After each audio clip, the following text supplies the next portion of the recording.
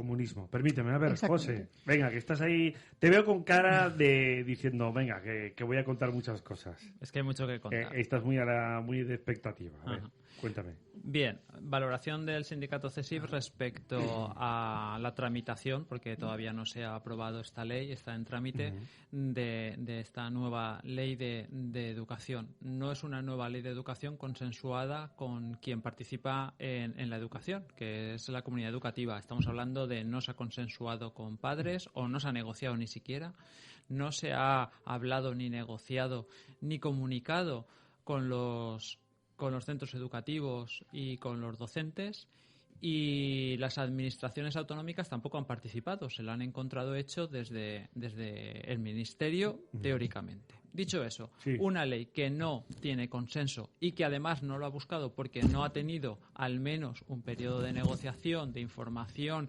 de pulir detalles, de aportaciones, etcétera, evidentemente no puede representar al 100% del colectivo. En el caso que nos ocupa a nosotros como sindicato de profesorado, al profesorado.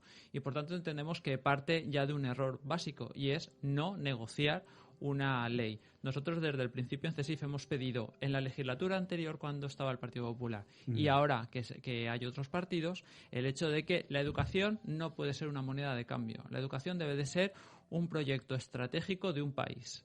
Y es la mejor herramienta que tenemos para ser competitivos y para todo aquello que alguna vez ya hemos dicho en este programa del I+D+I, que todo político de turno se lo aprende en su argumentario, que lo dice en sus comparecencias, pero luego no sabe materializarlo. Nosotros les damos la herramienta. La mejor herramienta es tener una buena educación, y para tener una buena educación necesitamos leyes consensuadas, y todo eso pasa y debería de pasar porque nuestros representantes legales de ciudadanía, como son los políticos, evidentemente, porque para eso se les ha elegido en unas votaciones legales y transparentes, pues evidentemente lleguen a acuerdos, y eso tiene que ser bajo el amparo y el paraguas de un pacto por la educación a nivel nacional. Sobre todo porque es el gran caballo, el gran caballo de batalla, Amparo. Es decir, siempre se pone encima de la mesa el tema de la educación, efectivamente, como muy bien apunta José, y da la impresión también de que resulta muy difícil, muy complicado poder llegar a lo mejor a acuerdos concretos. Y hemos vivido 5 reformas educativas ya, si no recuerdo mal, pero es verdad que cada una tiende a tener una vertiente, digamos, a lo mejor muy diferenciada. Pero yo particularmente, y no es porque estemos ahora, obviamente, centrándonos en el modelo de la LOMLOE, yo creo que esta legislación supera con creces otras reformas educativas, porque hay una serie de elementos que para mí son bastante distintivos respecto a otras etapas anteriores. Por ejemplo, el tema que estamos apuntando de la concertada, de la educación especial. Es decir, y luego, sobre todo, la libertad de elección. La libertad de elección. Luego, José obviamente me podrá corregir en este respecto o no, pero es fundamental porque decía el otro día Isabel Bonich, tu presidenta, que al final da la impresión de que esto pudiese parecer que favorece, entre comillas, al tema de los ricos, pero finalmente lo que hace es perjudicar a las rentas medias y bajas, porque al fin y al cabo, no nos engañemos, las personas con buen poder adquisitivo, pues al final optan van a un colegio privado. Con lo cual, ¿a quién perjudica esa falta de poder de elección? A esa renta media y baja que quiere llevar a sus hijos a un modelo concertado y que no lo puede hacer. Pienso yo. Esa es la lectura que el otro día hacía Isabel Bonich. Es que además esta ley tiene tanto para...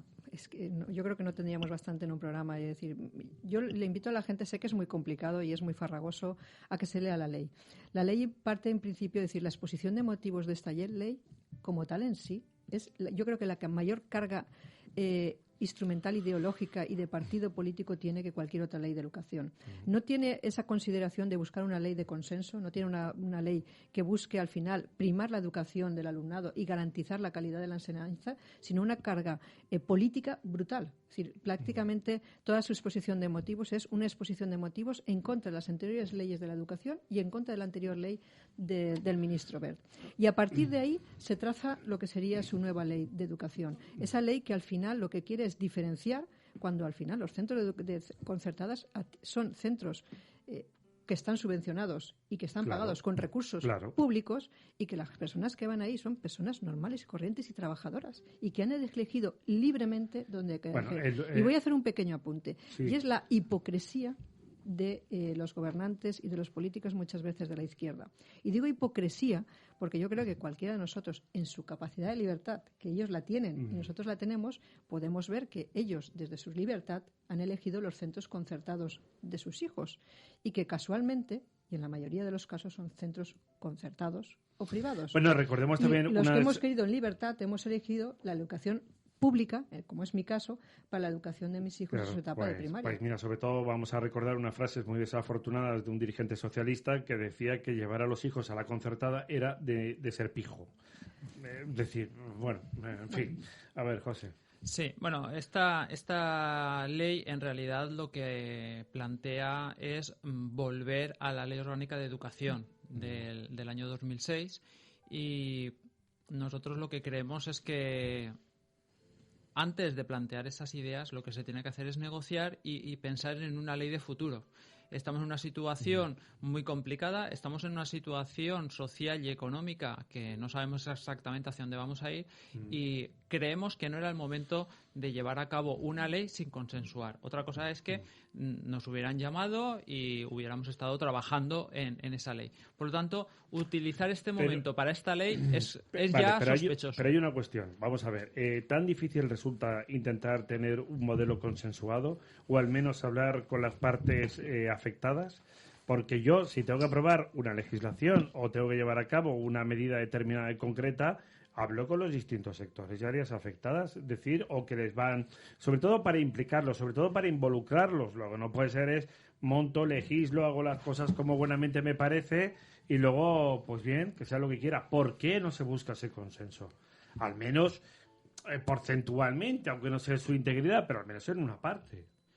Pues ya no solamente, como tú bien dices, busca el consenso, es ni siquiera sentarse para informar previamente.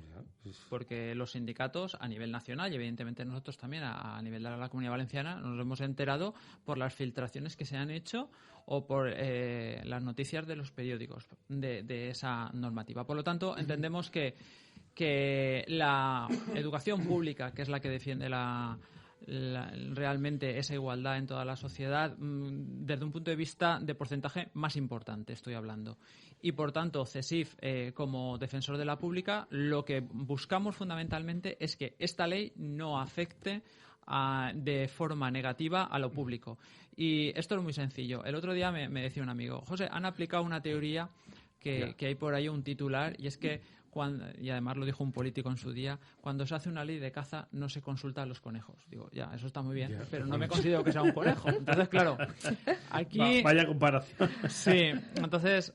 Claro, aquí el problema es, oiga, vamos a hacerlo bien y vamos a partir del hecho de que no se puede hacer lo que uno quiera. ¿Por qué digo esto? Porque, por ejemplo, respecto a las dudas que se genera en los centros de educación especial, nosotros se lo hemos comunicado ya también a la propia Consellería, que ha defendido por activa y por pasiva que van a seguir en marcha. Sí. Pero les hicimos una reflexión muy sencilla. Con esta ley, lo que se hace, en cierta manera, es dar la posibilidad de vaciar de contenidos a estos centros. Y un centro o algo en general que no tiene contenido tiende a desaparecer. Por lo tanto, entendemos que hay un riesgo para estos trabajadores públicos que trabajan en esos centros, que hacen un gran trabajo y que las estadísticas dicen que únicamente en un porcentaje de un 25% del alumnado se encuentra en estos centros. Yo he estado en esos centros y lo que invito a todos los políticos que les da por hacer una ley de educación es que vayan a centros de educación especial y se darán cuenta de la realidad. Pero sobre todo, además, Amparo, perdona, sobre esta cuestión yo insisto en el punto, el tema de la educación especial. Es decir, es que cada área lo dice y lo marca su nombre, tiene sus, lógicamente, necesidades y su particular idiosincrasia. El por qué tratar de darle un vuelco a todo y ponerlo todo patas arriba y lanzar la ofensiva también contra la concertada, por cierto, modelo implantado por el gobierno socialista. Recordémoslo también. Es un modelo complementario. Y además complementario, donde intentes o pretendas o quieras realizar algún tipo de distinción, etcétera. Yo no lo entiendo. No entiendo el tema de la educación especial, no entiendo el tema de la ofensiva también contra la concertada. Francamente no lo entiendo cuando se ha demostrado que en España, primero, la educación especial tiene, como bien indica su nombre, unos requisitos concretos y luego, por otra parte, pues como tú bien dices, ¿no? La concertada es complementaria a otras áreas y donde perfectamente todo puede convivir en un modelo. No entiendo por qué hay que darle una vuelta de tuerca a todo. Mira, en el tema de la educación especial, que yo creo que de las cosas que esta ley prácticamente son todas realmente desechables, en el tema de la educación especial yo creo que es vergonzoso. Y además es que yo os voy a leer, porque hay gente que me dice, no, los centros de educación especial no los desmantelan. Bueno, eso no es así. Y os voy a leer exactamente lo que dice la ley. Y yo creo que es muy fácil de entender y va en la línea y sobre todo lo quiero leer porque hay gente que me dice que no. Pero es que hay que saber leerlo y entenderlo, lo que nos están diciendo entre líneas, que lo dicen claramente al respecto. Ellos dicen, es la disposición adicional cuarta. Dice, el Gobierno, en colaboración con las administraciones educativas, desarrollará un plan para en el que el plazo de 10 años los centros ordinarios cuenten con recursos necesarios para poder atender en las mejores condiciones al alumnado con discapacidad. Es decir, los centros normales de primaria y secundaria atiendan al alumnado con discapacidad. Sí que dice, las administraciones educativas continuarán prestando el apoyo necesario a los centros de educación especial para que estos, además de escolarizar a los alumnos y alumnas que requieran una atención muy especializada, desempeñen la función de centros de referencia y apoyo para los centros ordinarios. Es decir, se quedarán los centros de educación especial que solo precisan una atención muy especializada. Pero el resto de alumnos irá a centros ordinarios. ¿Alguien les ha preguntado a estos padres, a estos profesores y a estos alumnos que en el plazo de 2 años, esos alumnos que son grupos que han crecido juntos, que se conocen, que hay una experiencia pedagógica de años, incluso de décadas, de estos centros educativos, se van a repartir por los diferentes colegios del municipio? ¿Alguien les ha dicho que su derecho a decidir dónde quieren una mejor educación para sus hijos se va a ser mermada porque una disposición de una ley dice que eso no va a ser así?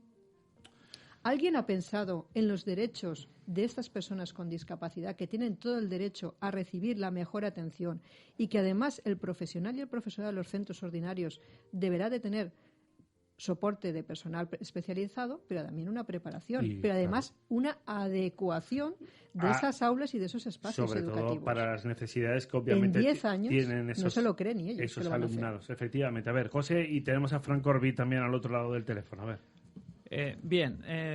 Problema importante también de esta ley, un poco también al hilo de lo que se estaba hablando, en educación especial, pero también en otras cosas. No acomete en ningún momento y no le pone números a las inversiones en educación. No garantiza ninguna inversión y no lleva ninguna ley de acompañamiento. Porque que yo sepa, en los últimos años en la Comunitat Valenciana, lo que se dice construirse, muchos colegios no se han construido. Que yo sepa. No.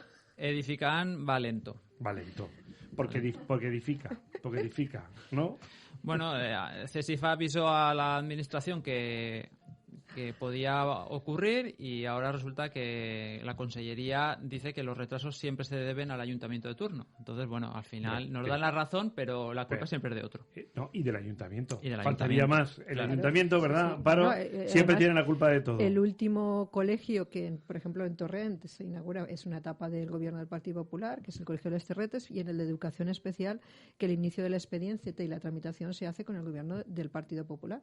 Hoy por hoy el edificante ese está en marcha, digo ese porque ya no sé si existe como tal, porque yo creo que está semi-paralizado, que tenía ese plazo de ejecución que luego se amplió y que al final la mayoría de los centros en ese proyecto que se iba trasladando a la Consellería se optaba, yo me imagino que ha sucedido igual, si al final el proyecto tenía que ser en 3 fases y había una resolución por partes económicas, se ha optado por hacer primero la más pequeña de esa parte económica, que es normalmente el vallado, pero acometer las reformas y actuaciones necesarias en profundidad dentro de los centros, eso no se ha hecho. Pues el que tienen los colegios a pleno rendimiento, por fortuna, y no tiene ningún problema, es Frank Corbí. ¿Qué tal? Buenos días. Bueno, buenos días. Y eso de que no tengo ningún problema es muy optimista. No, hombre, no. El director de los British School, de Alcira, Gandía y Xavier. Me refiero que no dependes del plan edificante, que los tienes operativos. No, a eso me refería. Ese problema no lo tengo. Tengo otros problemas que la dificultad del momento, pues la verdad es que nos lleva día a día a tener un reto diferente. porque es una situación compleja, pero ese problema no lo tengo. Bueno, eso es un tema importante. Un poquito respecto a que estabas escuchando, ya llevas unos minutitos a la espera, y disculpa por ello, que estabas escuchando a Amparo Folgado y también a José Seco. Sobre esto, Fran, un poquito la valoración que haces tú de la LOMLOE y particularmente, por ejemplo, en este tema que estábamos aquí comentando de educación especial. Ayer tu buen amigo, nuestro buen amigo común Pedro Adalid, decía que la ley no va acompañada de una dotación económica en recursos humanos, con lo cual es imposible atender a más de 35.000 alumnos de educación especial en centros ordinarios sin aumentar el presupuesto ni dar los recursos adecuados, en línea con lo que comentaba antes Amparo. Bueno, efectivamente, yo creo que todo en la línea, y como decía Amparo, todo en esta ley, el problema que tenemos en la sociedad, tanto la educativa como la civil, es una cuestión de libertad. Yo creo que las familias, los ciudadanos, los padres y madres, nos gustaría poder elegir dentro del rango lo que podamos. Yo creo que esta ley está muy encorsetada a condicionar a una sociedad que tiene que ir enfocada a lo que se diga. Sí. Y hay algo que es muy importante, que es la educación de tus hijos, y cada uno concibe y quiere lo que quiere. Y por tanto sería maravilloso que los centros educativos, tanto de educación especial como de no especial, pues tuvieran las familias unas ofertas amplias y, por qué no, diversas, para que cada familia se acoja al proyecto educativo que más le conviene. Yeah. Independientemente de recursos económicos o no, ¿quién está diciendo que en educación especial, pues todos los casos pues pueden ser lo que dice esta ley que tienen que ser? Yo creo que hay casos en los que sí que pueden estar en esta situación, y otros que las familias decidan que quieran un centro especializado para su hijo o para su hija. Es una cuestión de libertad. Yeah. Y lo que nos sentimos todos los ciudadanos es que cada vez la ley constriñe más a las familias en poder elegir. Claro, a ver, permíteme, valoraciones sobre esto, Amparo y José. La construcción de la libertad es tan grave, es decir, yo voy a poner un caso muy claro, ¿no? Y por experiencia familiar de tener una persona con una discapacidad. Yo recuerdo la época en la que se tenía que escolarizar a este familiar, y sus padres, con el mismo derecho que cualquier otro padre, visitaron diferentes centros educativos para encontrar el centro educativo que consideraran más adecuado para su hijo. Y al final, en plena libertad, decidieron y eligieron cuál era el centro educativo. Si ahora en esta situación se nos va a quitar esa opción, esto es, alguien me decía el otro día, y era algo que comentaban, dicen, esto es como obligarnos a todo el mundo a que tenemos que coger el autobús cuando tenemos la opción de ir en nuestro vehículo, en bicicleta, en un taxi o andando. Y que además eliminen todos los elementos necesarios o pongan tantísimas trabas para que tú al final tienes que coger ese autobús que tendremos que subir todos, y además apelotonados, amontonados, sin garantías y sin servicios, y como es en esta ley, sin tener una partida económica para poder aplicarla, con lo cual estaremos en una situación peligrosa. En el sentido de la educación, el peligro y el gran peligro son dos, y creo que el más importante. El primero es la pérdida de libertad, y el segundo es la pérdida de la palabra educación, de lo que al final queremos transmitir a nuestros hijos, que en el futuro serán nuestros profesionales y que serán los adultos que estarán en este mundo. Bien, la ley, en definitiva, creemos que no está bien pensada, no está bien diseñada y no ha arrancado como debería de ser, que es con el consenso que decíamos antes. Nosotros desde CESIF hemos valorado que a nivel nacional se necesitan 26.000 docentes más, y la ley no dice nada de eso, y por lo tanto no provee de los recursos. Se necesita una inversión de unos 7.000 millones en toda la educación a nivel nacional, y tampoco se habla nada de eso. Claro, porque también habrá que ver, como siempre, si los fondos europeos nos van a dar para eso o no. Efectivamente. Es el gran caballo de batalla. Y lo que no se puede hacer es diseñar... Porque, todas las ideas y proyectos hay que financiarlos. Y que yo sepa ahora mismo, la gran parte de los recursos que van a llegar al gobierno de España van a ser vía Bruselas. ¿Vale? Y evidentemente lo que no podemos hacer es plantear una ley, no haber consensuado la ley, ni siquiera informado previamente a las partes que están involucradas. En la parte que nos corresponde como sindicato de docentes, a los sindicatos, en este caso a CESIF, y no trabajar directamente sobre los problemas que tiene la educación. La educación en España y en la Comunidad Valenciana, los más importantes es el fracaso escolar, el paro juvenil que genera la no formación o la formación deficiente en áreas importantes y las diferencias entre las diferentes comunidades autónomas, por ejemplo, en inversión. Por lo tanto, vamos a trabajar y debemos de trabajar en la educación y, sobre todo, en estos aspectos, porque eso es lo que nos va a garantizar el futuro. Los docentes estamos dispuestos a trabajar, los sindicatos estamos dispuestos a negociar. CESIF ha aportado ideas y tiene todo un libro sobre política educativa que defiende, comunicada a todos los partidos políticos, y no se nos ha llamado. A ver, José, Fran, perdón, lo que quieras comentar sobre esto. Bueno, estoy de acuerdo.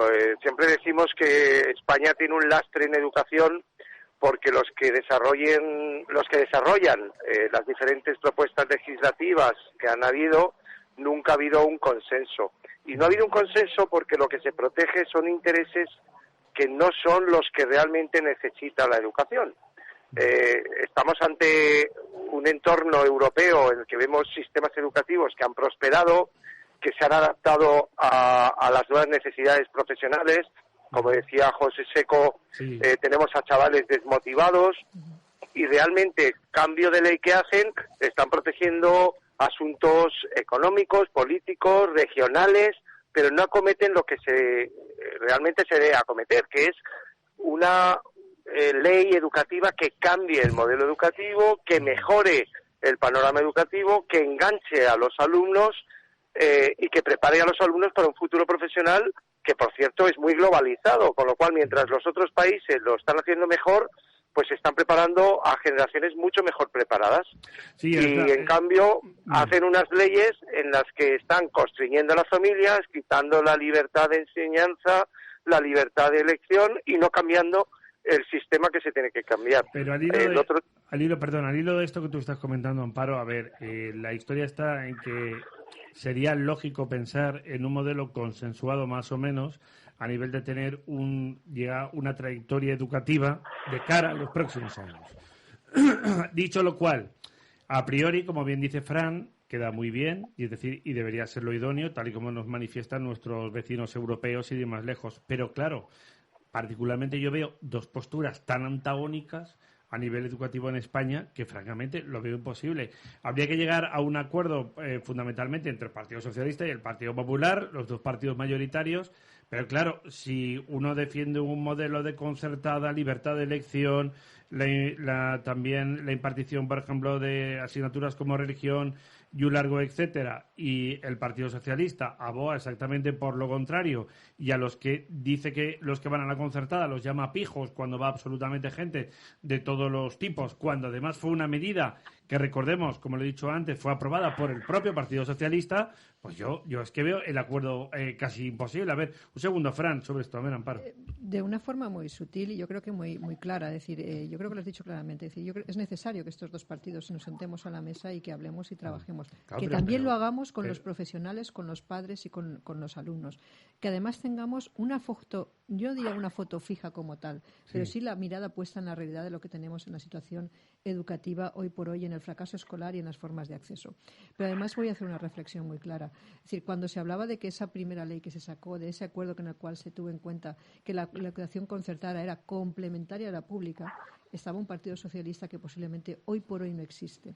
Y es esa capacidad de sentarse, hablar, negociar, entender que la realidad y la sociedad es plural y que tenemos que dar respuestas para esa sociedad plural que necesita acometer y trabajar en el futuro de sus generaciones. Pero es evidente que el entendimiento es fundamental. Sí, yo para que se pueda entender y lo podamos entender todos de forma sencilla, la reflexión sería ¿qué profesor le va a explicar a unos padres y a unas madres que su hijo va a poder pasar de curso suspendiendo diversas asignaturas, porque es lo que dice la ley, porque es de verdad que al final se decide en el centro educativo y eso implica que los docentes tenemos que asumir una responsabilidad que no nos corresponde porque se pueden producir agravios comparativos entre centros incluso de la misma población y que la conclusión que al final el docente le dirá a esos padres, a esas madres, a esos tutores legales será: mire, es que como la ley me permite que su hijo pase de curso, yo lo voy a pasar de curso seguramente no ha aprendido lo que tiene que aprender y cuando vaya a la empresa usted pida responsabilidades. Pero vamos, José, respecto al tema que comentaba Fran, enseguida te doy la palabra, amigo y por cierto compañero, luego recordamos el programa nacional, en edición nacional, realizado desde Valencia, que se emite todos los domingos de 7 a 8, ¿no?, de la tarde. Así es. Educación, para que no se me olvide. No, hablemos de educación. Hablemos de educación, perdón. Sobre esto que estamos apuntando, a ver, hay un detalle significativo. Uno puede, yo lo he dicho muchas veces, uno puede tener las mejores notas del mundo y sacar brillantemente luego un curso formativo, ¿no? Y sobre todo completar el ciclo para entendernos. Pero efectivamente, como tú dices, y como bien dice Fran, luego tienes que aplicar los conocimientos y tu formación al ámbito empresarial, donde de poco te vale la titulación más allá de entrar y de permitirte el acceso, que no es poco, pero luego te tienes que aprender a desempeñar y tienes que aplicar esos conocimientos adquiridos a nivel formativo para desempeñar tu labor profesional.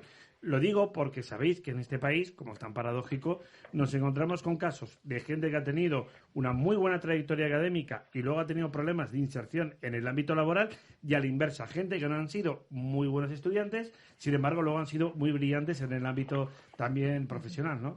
Esto es lo que creo que sería una de las cosas que habría que corregir. Claro, aquí el problema es que se denosta, y posiblemente con parte de razón, la fiebre de la titulitis. Pero es que al final lo que nos están trasladando es eso. Luego... Pero que a mí no me parece mal, quiero decir. Me refiero a aplicar esos conocimientos, como digo, al ámbito empresarial. Entonces, el tener un título no te habilita, sobre todo con esta ley, si sale adelante tal y como está, a que teniendo un título tengas los mínimos, porque podrás obtener esa titulación sin superar todas las materias, todas las asignaturas. Dicho eso, es una trampa al solitario. Es decir, oiga, como resulta que tenemos unos porcentajes de fracaso escolar muy importantes, en lugar de hacer programas de mejora, de refuerzo y trabajar para que nuestros alumnos realmente encuentren aquello que les guste y puedan desarrollar esas habilidades, que todos tenemos algún tipo de habilidad que se puede enfocar para el mundo laboral, por ejemplo, pues lo que hacemos es hacemos desaparecer el fracaso escolar, que son la gente que puede suspender o que puede repetir, promocionando de curso. Pero eso es hacernos trampas y eso es hacer que cuando esa persona tenga que encontrar trabajo, tenga que desarrollar aquello que haya aprendido y que no hemos potenciado en el sistema educativo público, como son sus habilidades, tenga mayor frustración y engrose más las listas del paro. Venga, a ver, sobre esta cuestión, Fran, permíteme, Amparo. Bueno, yo creo que el consenso es muy fácil de conseguir. Cuando hablan de que no es posible el consenso es cuando se está hablando de intereses ajenos a la educación. Yo me he sentado en multitud de ocasiones, ahí está, por ejemplo, el compañero José Seco, que además es colaborador del programa de Hablemos de Educación, que pertenece a un sindicato. Me he sentado con docentes de la pública, de la concertada, de la privada. Me he sentado incluso privadamente con participantes de partidos políticos que hoy día están abogando por esta ley, cuando realmente en su vida personal a sus hijos los están llevando a la concertada y a la privada. Con lo cual, la hipocresía... De esos casos conocemos unos cuantos. Tenemos, y muchos más de los que te podría decir, ¿vale? Te sorprendería. Entonces, el tema está en que... Estoy curado de espanto, Fran, pero bueno. Dime. Perdón. Que digo que estoy curado de espanto ya, quiero decir, por lo que dices tú que me sorprendería. Vamos. Pero seguro que me sorprendería, seguro que sí. Te sorprendería. Entonces, a lo que voy es que el otro día justamente decía el Partido Popular, el presidente decía, oye, lo que hay que hacer es sentar a los agentes educativos, sindicatos, patronales, docentes, para que pacten una ley. Me parece muy bien, también tuvieron la oportunidad, por cierto, de hacerlo y no se hizo así. Y lo que hay que hacer es eso, porque cuando nos sentamos... los agentes educativos, yo representando patronal, José representando un sindicato, docentes, directivos, sabemos lo que hace falta en la educación para hacer un cambio. No podemos abogar por unas leyes que hagan un sistema más mediocre todavía, una sociedad menos preparada, que además va a competir con un mundo muy globalizado. Así es. Entonces, sí que hay puntos de encuentro totales. Pero el problema está en que los intereses políticos imponen a la sociedad juvenil a seguir sufriendo un sistema, pues así, unas familias que pueden elegir menos y unos alumnos que cada vez pues están más aburridos en las aulas y con una preparación mucho más escasa. Amparo, por Y alusiones. que están menor motivados. Yo hay otro punto que me gustaría dejar, y aprovechando que está aquí también José Seco, y creo que nos valdrá para reflexión de otro día. Venga, a ver. Tal y como está la ley en este proceso de purga, por decirlo finamente, de los centros concertados, de los centros de educación especial y de los centros de 0 a 3 años, que también están en la ley, ¿dónde van a ir todos estos profesionales? Es decir, si poco a poco vamos eliminando la capacidad de absorber tanto los docentes como los alumnos a estos centros educativos, ¿dónde van a ir estos docentes y dónde van a estar toda su experiencia educativa? Y lo digo porque en la mayoría de los municipios y los pueblos tenemos infinidad de lo que siempre hemos llamado guarderías, pero que ahora son los centros de 0 a 3 años, que van a ver en ese proceso que poco a poco van a ser absorbidos por los centros públicos, ¿no? Pero en los centros de educación especial, todos estos profesionales, que muchos, yo puedo hablar perfectamente en Torrent. En Torrent tenemos un centro público de educación especial, tenemos uno que es una cooperativa, otro que está subvencionado por la propia mancomunidad y otro que es un centro concertado. Si todos los alumnos van a ir a un centro ordinario, un centro normal de educación primaria, ¿dónde van a ir estos profesionales? A ver, venga, vamos allá, rápidamente, José.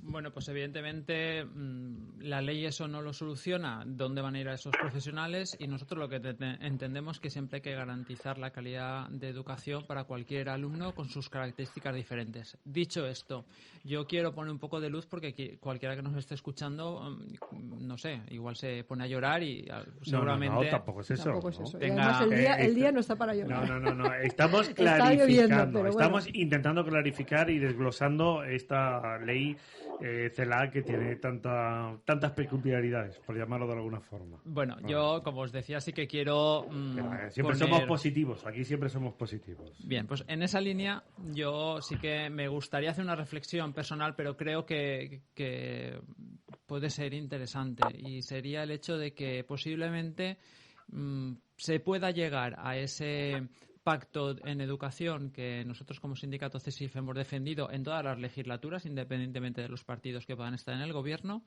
y se va a producir, y nos gustaría que fuera así, o aunque fuera por ese motivo, gracias a Europa. Pues Realmente esperemos. van a llegar los fondos europeos siempre y cuando esa memoria de actuaciones que España vaya a hacer sea una memoria de actuaciones razonables. Recordemos que además sobre esa cuestión que los fondos europeos van a llegar siempre y cuando basados fundamentalmente en proyectos. El otro día lo anunciaba también el presidente Puig en relación a hay que canalizar, trabajar y desarrollar esos proyectos. Fran. Sí, pero yo estoy de acuerdo, estáis hablando de los fondos europeos, pero lo más importante es, ahora por ejemplo, con los fondos europeos ya se ha anunciado que se van a crear 35.000 o 60.000 puestos, plazas de 0 a 3 años públicas. Todo ¿no? esto ahora mismo, perdóname, son previsiones. Bueno, eso es un anuncio que dijo el presidente del gobierno. Pero déjame matizar que lo que quiero es decir, mirar, esos fondos europeos que pueden cubrir plazas públicas infantiles, si están diseñados y están escogidos para cubrir zonas no cubiertas en las que hay multitud de regiones, pueblos, provincias y zonas en las que no hay suficiente oferta de educación infantil, pues puede ser bienvenido. El problema está en cuando si esos fondos europeos se asignan para poner al lado de una escuela infantil privada de Torrent o de Valencia, en la que está haciendo un servicio, esa escuela infantil, en la que las familias tienen cheque escolar, tienen bono infantil y están cubiertas, y se pone una al lado para generar una competencia hacia una escuela infantil que está siendo una actividad fantástica y bien recibida por las familias, seguiremos dejando descubiertas esas zonas que no tienen oferta suficiente y haremos lo que yo creo que se pretende hacer, que con el añadido, permíteme, de que tenemos aquí a José Seco, mucho más defensor y representante, obviamente, del área de la educación pública, con la cual, por supuesto, estamos de acuerdo, pero efectivamente, sobre el punto que tú ahora mismo señalas, todo lo que fundamentemos, estrechemos, colaboremos e impulsemos colaboración público-privada, también, obviamente, también es muy buena para que ambos sistemas también se complementen y todos salgan adelante, que es la vía que está apuntando es que hay cientos de de miles de plazas que se podrían cubrir y puestos de trabajo. En España. Y puestos de trabajo. Y puestos de trabajo. Claro. Y puestos de trabajo. A ver, permitidme que nos quedan 10 minutos, como nos comemos el tiempo, que rápido va. ¿Tienes a José Seco, por cierto, este próximo domingo o no? Amparo también la tienes que fichar, para el Hablemos de Educación. Todo el mundo de la familia educativa es bienvenido al programa de Hablemos de Educación. Si me adoptas, yo encantada. Estás adoptada. Que será muy bueno. Oye, uno de los grandes caballos de batalla, empiezo por Amparo, el tema del castellano. Como lengua vehicular de la educación, como siempre ha sido en España, que nada tiene que ver a nivel de convivencia con las comunidades donde tenemos lenguas, recordemos, cooficiales, que es que parece que algunos estén inventando ahora la cooficialidad de las dos lenguas que, por ejemplo, tenemos en la Comunidad Valenciana, castellano y valenciano. Bueno, esto trata de abrir para mí un cisma o una brecha cuando no habría necesidad, porque creo que todo se puede llevar en su justa medida. Amparo. Además, has dicho, son lenguas cooficiales, además con el derecho de poder conocerlas y utilizarlas. Esta ley lo que hace al final es eliminar esa parte de cooficialidad, con lo cual yo creo que se tiene ese viso más grave de inconstitucional, porque al final va en contra de lo que marca la Constitución, pero también hay que recordar que en la Comunidad Valenciana se está aplicando de alguna forma ya esta ley. Y muchos padres ya lo están viendo y lo han visto desde hace prácticamente el inicio de curso, de forma que el castellano está siendo relegado de las materias educativas de sus hijos. Recientemente unos padres nos decían, oye, es que yo no lo entiendo, mi hijo lo matriculé en línea en castellano, pero no da nada en castellano. Pero además no me han dicho nada. Con esto de la pandemia me he dado cuenta de que al final mi hijo la asignatura de lengua castellana no la ha tratado aún. Sí. Es decir, claro, al final estamos eliminando algo tan importante como es parte de nuestro idioma. Es decir, somos españoles. Yo creo que nadie se tiene por qué avergonzar de que es español y que debe de conocer su idioma. Y somos valencianos. No somos valencianos. Lo que pasa es que el español se habla por 400 millones de personas. Es decir, tenemos un porcentaje, claro, vamos a ver, repito, somos valencianos y por supuesto que tenemos que adoptar, conocer y hablar nuestra lengua, faltaría más y defenderla, pero claro, es que... Pero es que en el siglo XXI, que entremos en diatribas de este tipo, de eliminar idiomas, cuando lo importante es que tengas mayor capacidad de conocer idiomas, que conozcas perfectamente el castellano, el valenciano... Y el inglés, que ahora le voy a preguntar inglés, a Fran. Porque el mundo es global y nos movemos mucho, ahora no, pero nos moveremos otra vez. A ver, José. Sí, el hecho de que desaparezca el hecho en la palabra o la frase de que el castellano, el español, es una lengua vehicular, evidentemente no es una buena noticia, en el sentido de que genera que se puede interpretar de otras maneras. Es cierto que el Tribunal Constitucional ya ha dictado sentencias firmes respecto al 25% mínimo de lengua vehicular castellano digamos en España, y por lo tanto, bueno, parece ser que eso suple en parte esta carencia, que no entendemos que no tenga otra visión que contentar a algunos y que al final es una pérdida de sentido común. Y dicho eso, una reflexión sencilla. Minorizar un idioma, una lengua, nunca ha sido una buena política ni es una buena política. Y sobre todo, desde el punto de vista estratégico, desde el punto de vista de una educación de calidad como la que pretendemos desde CESIF a nivel nacional y también autonómico, ponerle trabas a la segunda lengua más hablada en el mundo posiblemente no sea la mejor política. Claro, y tú, Fran, precisamente con los British School, que lo que apostáis es por un modelo bilingüe de formación, donde obviamente tiene cabida también, faltaría más el tema del valenciano, pero donde además promulgáis e impulsáis, como bien apunta José, pues las dos lenguas más utilizadas en el mundo. No a lo mejor en volumen, porque hay muchos chinos, esto dicho con cariño, y entonces claro, dice, el chino se habla mucho, hombre, ya porque hay muchos, pero evidentemente a nivel comercial y a nivel de buscar en distintos rincones del mundo, pues inglés y español son las lenguas más utilizadas. A ver, tú que además a ti esto te pilla de lleno, como digo, también por esa apuesta vuestra a nivel bilingüe entre el castellano y el inglés, ¿cómo lo ves? Pues mira, es muy fácil. Independientemente de los intereses regionales, si hablamos de educación, lo que tenemos que enfocar el foco es hacia los alumnos. ¿Qué tiene que hacer la educación? La educación tiene que formar y forjar una sociedad que sea muy amplia en lenguas y en idiomas. Es que resulta que ahora yo voy a potenciar mucho más el catalán que el español. Pues mira, estás regionalizando y empequeñeciendo a tu sociedad. Porque lo que tienes que hacer es que tus alumnos hablen español, hablen catalán o valenciano o euskera. y además, por cierto, que hablen inglés y también otros idiomas. Yo dices que soy bilingüe, pues mira, no, yo impongo en mis colegios el español, el valenciano, el inglés y el francés, y luego añado una oferta de chino, alemán, etcétera, etcétera. ¿Por qué? Porque no nos vamos a engañar. Cuando vayan al mercado laboral, un alumno que maneje idiomas va a tener más oportunidades laborales que un alumno que solo maneje un idioma regional. Desde luego que sí. Bueno, esto nos da para un debate y evidentemente hablemos de educación. Recordemos, todos los domingos de 7 a 8 de la tarde en Radio Intereconomía, recuerden, programa nacional dirigido y presentado por Fran Corby. Tengo por ahí un móvil que está pegando botes. No sé si es el de Amparo o el de José Secó.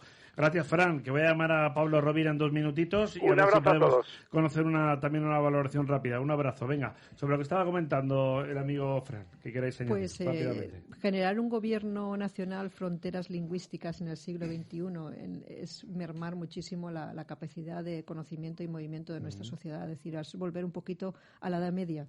Es decir, yo creo que el conocimiento en el siglo XXI debería ser una de las materias a las cuales se debería de primar, y generando estas fronteras lingüísticas en las cuales se prima más una lengua que la otra, es como decirle, cuando salgas de viaje, sáltate el vuelo y no llegues por Cuenca, no pases por Madrid o no pases por Andalucía, vete a otra frontera que hable tu único idioma. Muy bien. Pablo Rovira, periodista del diario Magisterio. ¿Qué tal? Buenos días. Hola, buenos días. ¿Qué tal? Me pillas ya sobre la campana, pero digo, bueno, al menos os voy a llamar que me dé una valoración rápida de la LOMLOE y para otro día, evidentemente, tendremos más tiempo de analizarlo. Simplemente, dame tu visión, tú que eres además también un gran especialista en educación, sobre esta nueva ley impulsada por la ministra Celaá.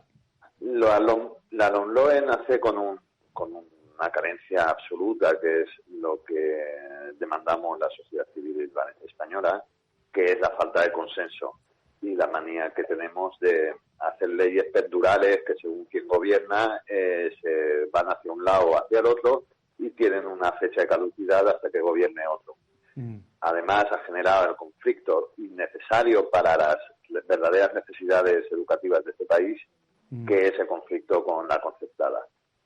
A partir de ahí, en la parte más técnica, es una modernización de la antigua LOE con ese debate que es real ante la inutilidad de las repeticiones que en España están exageradamente altas, pues cómo atendemos. Y aquí se ha decidido pues eso de permitir pues, pasar de curso, que tampoco soluciona nada, porque la promoción automática tampoco se ha demostrado, que ya estaba en la LOCSE, que fuera eficaz.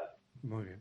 Y bueno, muchas más cosas que, como dices, habría que hablar con más. Claro, imposible porque me queda un minuto. Una lástima que te hayamos tenido disponible tan justitos para cerrar el programa. Pero bueno, que tendremos tiempo de hablar otro día también del tema. Muchas gracias. Un fuerte abrazo. Venga, 20 segundos, José, para cerrar. Que nos vamos. Tenemos que hacer que reflexionen nuestros políticos, que lleguen a acuerdos y que miren el bien común de todas las comunidades autónomas, de todos los territorios y, por lo tanto, de toda España, y que se dejen de batallas políticas. A ver, Amparo. Pues posiblemente en la misma línea yo le pediría a la ministra Celaá y al gobierno de Pedro Sánchez que se siente con el Partido Popular, que se siente con los partidos políticos y no solamente con aquellos que son separatistas y de Podemos, que se siente con el personal docente y los padres y alumnos y con toda la comunidad educativa, y que si no se los escucha, que creo que nos van a escuchar porque la gente está clamando que les escuchen, esperemos que desde Europa nos escuchen, que ojalá primero sea desde aquí, desde el gobierno de nuestra nación. Yo espero equivocarme, pero esto tiene pinta en algunos casos de acabar en los tribunales. Repito, creo que sí. Espero equivocarme, pero me parece que los tiros van a ir por ahí. Don José Secó, muchas gracias, amigo. Gracias a vosotros. Cuídate y hasta la próxima. Gracias, Amparo.